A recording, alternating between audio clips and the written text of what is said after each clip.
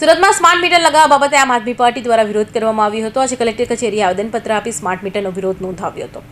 લોકોને પણ અપીલ કરી હતી કે તમે સ્માર્ટ મીટર લગાવવા પરમિશન ના આપો।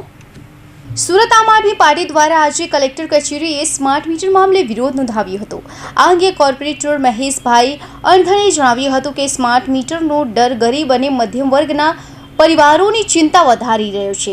હાલ નવા કનેક્શન લઈ રહ્યા ગ્રાહકો તેમજ સોલાર પેનલનો લાભ લઈ રહેલા ગ્રાહકોને ત્યાં ફરજિયાત સ્માર્ટ મીટર મૂકવામાં આવી રહ્યું છે, જેના કારણે સોલાર પેનલનો લાભ લેવા ઈચ્છતા ઘણા લોકો સ્માર્ટ મીટર લાગી જવાના ડરથી લાભ લઈ શકતા નથી। સ્માર્ટ મીટર મુદ્દે લોકોના મનમાં ઘણી બધી શંકાઓ અને ડર છે। ખાસ કરીને સ્માર્ટ મીટરમાં વારંવાર બિલ વધારે આવી રહ્યાની ફરિયાદ સામે આવી છે। વધુમાં તેમણે જણાવ્યું હતું કે GVNLની અંદરમાં આવતી વીજ કંપનીઓના કોઈ જ ગ્રાહકે સામેથી સ્માર્ટ મીટરનો આગ્રહ રાખ્યો નથી। ઉલટામાં તમામ લોકોએ વિરોધ કર્યો છે, તો પણ બળજબરીપૂર્વક સ્માર્ટ મીટર લગાડવાના જે પ્રયત્નો થઈ રહ્યા છે, જેનો અમે સખ્ત વિરોધ કરીએ છીએ। હાલ જે સાદા મીટર હતા, જેમાં કોઈ જ ગ્રાહક વીજ ચોરી નથી કરતા, વધુ સુવ્યવસ્થિત ચાલે છે, તો એ જ સાદા મીટર રાખવામાં આવે અને સ્માર્ટ મીટર ફરજિયાત કરવા નહીં તેવી કલેક્ટરને અપીલ કરવામાં આવી છે। મારું નામ મહેશભાઈ અણગણ, કોર્પોરેટર સુરત મહાનગરપાલિકા આમ આદમી પાર્ટી।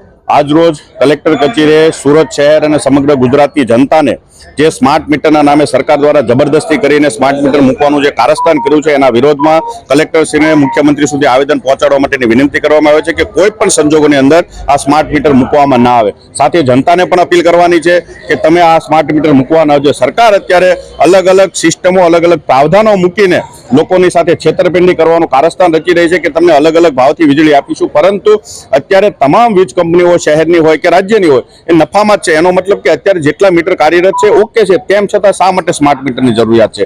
એટલે કોઈ પણ વ્યક્તિઓ આ મીટર મૂકવાના છે। બીજી તરફ શહેરની અંદર અને રાજ્યમાં ગ્રીન એનર્જી તરફ જ્યારે આપણે આગળ વધતા હોય ત્યારે હાલમાં કેટલા બધા લોકો છે એ સોલાર પેનલ મૂકવા માટે કમ્પલસરી સરકાર સ્માર્ટ મીટર મૂકવાનું પ્રાવધાન આપે છે, ત્યારે જેના કારણે કેટલા બધા લોકો સોલાર પેનલો મૂકી શકતા નથી।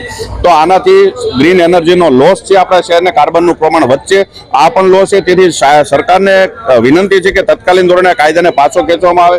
સાથે સાથે સરકારને એ પણ વિનંતી છે કે જરૂરિયાત આજના સમયની અંદર સમગ્ર ગુજરાત અને દેશમાં સારામાં સારી સ્કૂલની છે, સારામાં સારી કોલેજની છે, સારામાં સારી સરકારી કચેરીઓની છે, સારા રોડ રસ્તાઓની છે, સારા તમામ પ્રકારના નેટવર્કની છે। આ બધી જ વસ્તુઓ તમે સ્માર્ટ બનાવો અને આ સ્માર્ટ બની જાય ત્યારે તમને એક હક છે કે તમે સ્માર્ટ મીટર તરફ વગાવો। અત્યારે અસંખ્ય કમ્પ્લેનો, અસંખ્ય ફરિયાદો છે, લોકો અકસ્માતમાં એટલા બધા લોકો મરી રહ્યા છે, એ બધું તમારે સ્માર્ટ નથી કરવું, પરંતુ લોકોના કિસ્સા ખાલી કરવા માટે તમે સ્માર્ટ કરો છો। અને આનું મૂળ આયોજન છે કે ભાજપ સરકારની મૂળ ભાગીદારી કંપની એટલે કે અદાણી, અને આ અદાણીને આખા દેશની અંદર સૌથી વધુ મીટરનો રૂપિયા એમને ચૂકવાય એના માટે થઈને આયોજન કર્યું છે, જેથી અમે સખતમાં સખત રીતે આ આયોજનનો વિરોધ કરીએ છીએ।